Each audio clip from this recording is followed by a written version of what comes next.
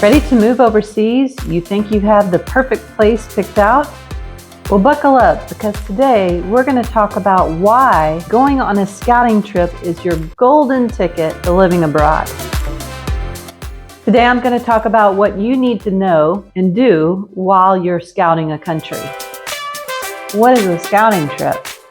It's not your typical vacation. It's a strategic plan to pave the way for you to live in your new home abroad. I would say it is the most important investment you can make before moving abroad. It is a way to test the waters before you put all this time and energy and money into making that transition of living in another country. Intrigued to see how this works? Well, let's dive in. Grab a pen and paper, as you will want to write down a lot of these tips I'm going to be sharing with you today. It's important to consider a few aspects that I recommend that you only start with 3 to 4 countries. And the reason why I say this is because it can get very overwhelming if you have too many countries you're trying to navigate through. Begin with countries that you think you would like to live in, and then go from there. Now, granted, there may be a country that pops up in the middle of this process. Take it into consideration and move forward. Also, I recommend that you plan at least 3 to 4 weeks. I would say if you can stay longer the better. But you're gonna need time to determine if that's the right place for you. I also recommend, and I have a link below that you can use as a guide, is to really know what your current cost of living is. And then that way you have a comparison. I won't lie, this video is a little bit long, but it's going to cover a lot of information that you're going to find very important. Before we begin packing our bags, let's do some groundwork that will help us in this process of determining which place is right for us. This comes with doing some research. Research is just basically navigating the internet, looking at different websites, reading blogs, watching lots of videos, but doing your research is going to make the process go much smoother.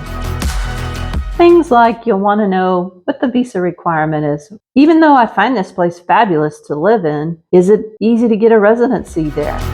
You'll want to find out information about their healthcare system. Is it easy to navigate?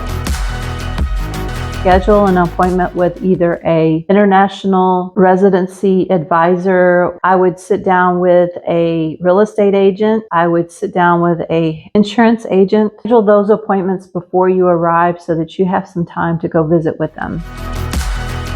I would also join some expat groups. Try to meet some people online. Explain to them that you're in the process of considering moving there, and they will share all kinds of information with you. Make sure that when you make your accommodations, that you book either a short-term rental apartment or an Airbnb or somewhere where you're going to stay in a local neighborhood. The reason why I don't recommend a hotel stay is because they offer a lot of amenities that you typically won't get when you're living there, and they're usually in very touristy sections of the city. By living in the neighborhood, looking around what's at the grocery stores, what are on the corner streets, it will help you understand what your life will be like than staying in a hotel.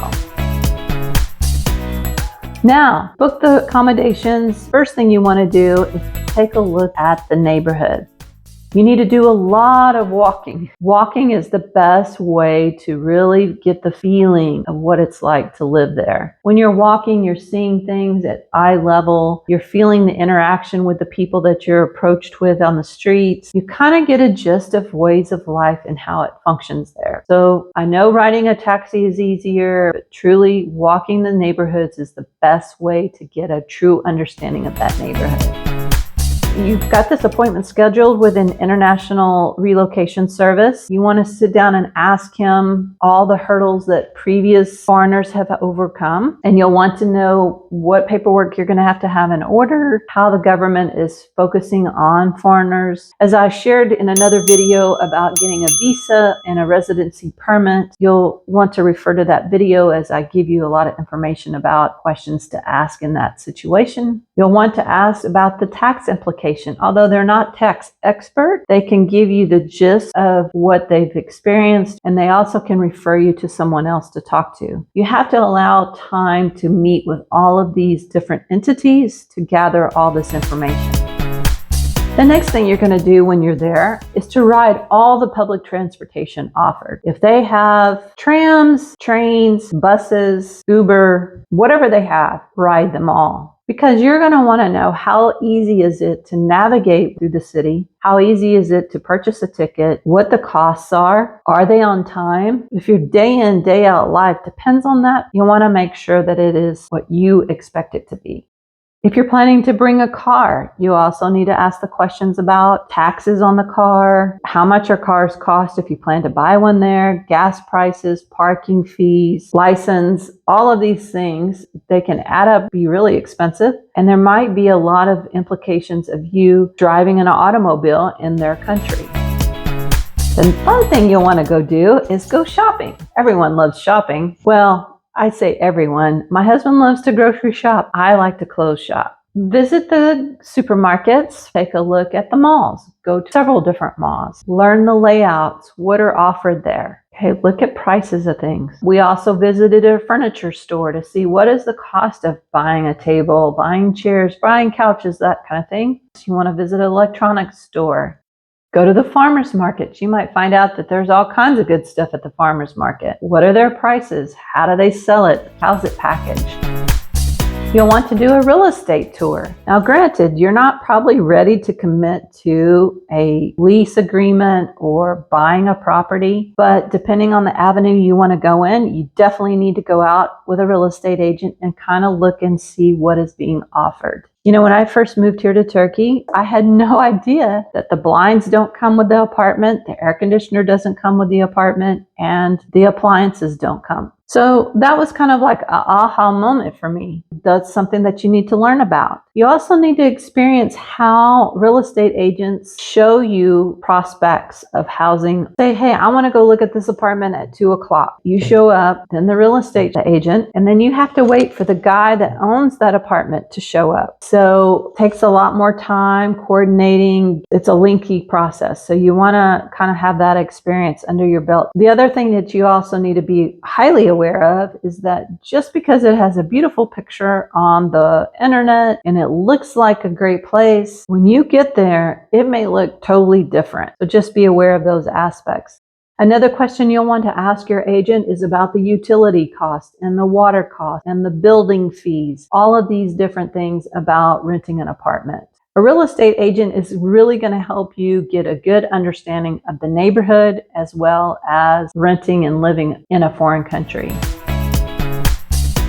While you're on your scouting trip, you also need to go to some expat get-togethers. When we arrived, we said, hey, we'd love to meet you guys for coffee. They shared with us their experience of moving abroad and why they live there and what they love about it and what they don't love about it. I find I get more of a personal understanding of a location by how people feel and their own experiences of living as a foreigner there.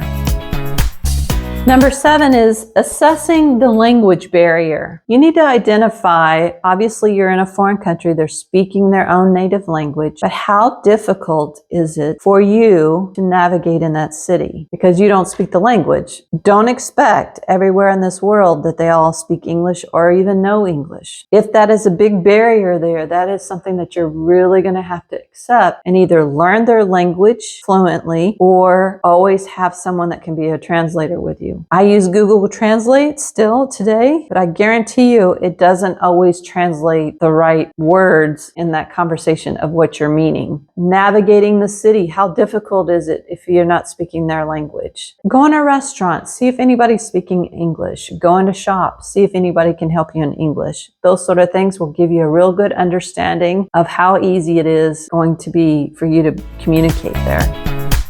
Number 8 is the climate. Yes, we always want to move to these beautiful places where they have nice sandy beaches, sunny skies, which is great until you hit mid-July and it's 110 degrees and the humidity is 80%. It's okay for a vacation because you're only here for 10 days, but you're here for a month, 2 months, 3 months. That heat duration can be quite intense. So you have to take a look at, can you tolerate the weather? Is their winters too cold for you? Or is their springs rainy all season? This is where you can ask expats a lot of this information about the weather and how it it functions throughout the year. Are you sweating all the time? Are you miserable? Is it too humid or is it too dry? Pay attention to, because again, this will be a part of your everyday life. You also want to take note if you have allergies. Is it a season where you feel like your eyes are watering, you're coughing a lot? If this is something that is kind of going to be a common occurrence for you, pay attention to those sort of things as well. Take note of the air quality. Is it smoggy? Is it always a haze in the air? It's like you live in a big city like Bangkok or somewhere where there's lots of cars. Sometimes pollution is pretty low and you can see it. So pay attention to that.